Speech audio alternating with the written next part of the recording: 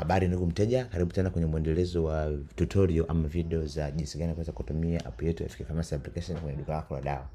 Leo nitakuonyesha jinsi gani kuweza kufanya mauzo kwenye app yetu ya FK Pharmacy application. Baada ya kufungua app yetu ya FK Pharmacy application kwenye dashboard, utakuja kwenye bottom na navigation huko chini, kuna home, kuna sales, kuna POS, kuna expenses na profile. Utakuja kwenye POS hapa kwenye alama ya kujumlisha ambayo imezungukwa na rangi ya blue, kwa utabonyeza. Ukishabonyeza hapa itafunguka page ambayo ni ya kufanya mauzo.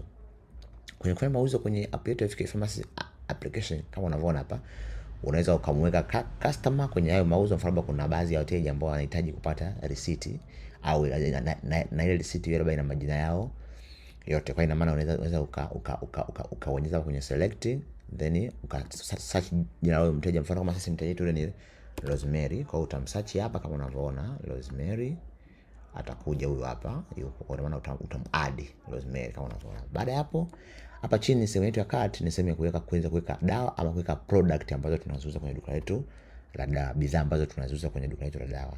Mfano kama sisi hapa tukibonyeza kwenye add medicine hapa, itafunga sasa, zitakuja dawa zote ambazo zipo kwenye duka letu la dawa. Kama unavyoona hapa tuna hizi dawa ambazo tuliziadi kule, zitakuwa zote hapa, zipo zote. Mfano hata kama ukiona dawa zaidi ya 300 zote zitakuwa zinaonekana hapa. Kama hujaona unaweza ukasearch. Mfano kama sisi tunauza dawa, mteja wetu huyu Rosemary anataka dawa 2, anataka ile amlodipine anaitaka, utaweka hapa ambazo available zipo 4. Mfano anataka 2, sawa. Kwa ina maana utaweka quantity hapa, anataka 2, utaweka 2 ambazo kila moja ni shilingi 5000. Uzuri ni kwamba hii inakuonyesha price ya hiyo dawa ambayo unayoiuza. Kwa hiyo ni rahisi hata kujua huyo mteja anaweza kuafford au hawezi kuafford, na unaweza kumuuliza.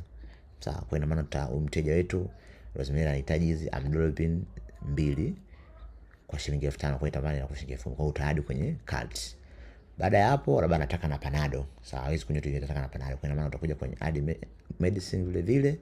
Baada ya hapo itakisha kuja hivi, unakuja kwenye search, una search hiyo dawa nyingine unaitaka. Nataka Panado, kwa uta search hapa Panado, uta search Panado, itakuja. Kisha kuja hii hapa utai click.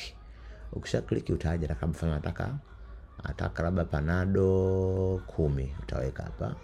Au nataka Panado 20 ambazo zinauzwa kwa shilingi 100. Kwa hiyo Panado 20 utaadi hadi kwenye cart, kwa order 2 anazihitaji. Baada ya hapo hapa chini utaangalia chini ya uzuri wa app yetu inakupa ruhusa wewe kufanya mauzo. Mfano ikitokea labda jana imepita then haujafanya kuna mauzo, haukuja rekodi, inakupa ruhusa wewe kurekodi mauzo ya jana. Utakuja kwenye add hapa, utaweka tarehe ya jana kwenye, utakuja kwenye sell date au hapa kwenye sell date utaklik. Kisha click itakuja kalenda, then utaweka tarehe ya jana. Labda kitokea umekosea mauzo, haukuhifadhi mauzo ya jana, ina maana utaklik kwenye tarehe ya jana utaweka.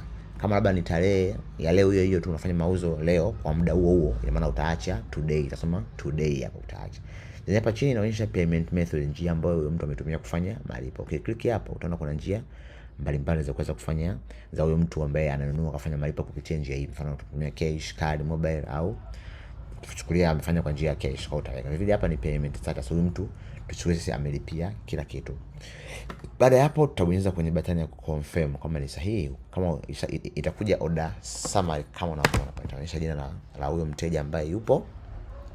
Vile itaonyesha total ambayo imepatikana, then kama discount utampa, kama ni tax utaweka. Kwa sababu sisi vitu hivi hatuna, tuta manage sale. Kama unavyoona tuta create sale ya huyo mteja ambaye tumemweka kwenye mfumo wetu. Kwa hiyo utabonyeza kwenye create sale hapa. Utabonyeza create sale. Kama unavyoona hapa tayari tusafanya mauzo. Then inakupa ruhusa wewe kuweza kuprint receipt. Kama labda unahitaji receipt unaweza kuprint. Vile vile inakupa ruhusa wewe kuendelea na mauzo mengine mbele.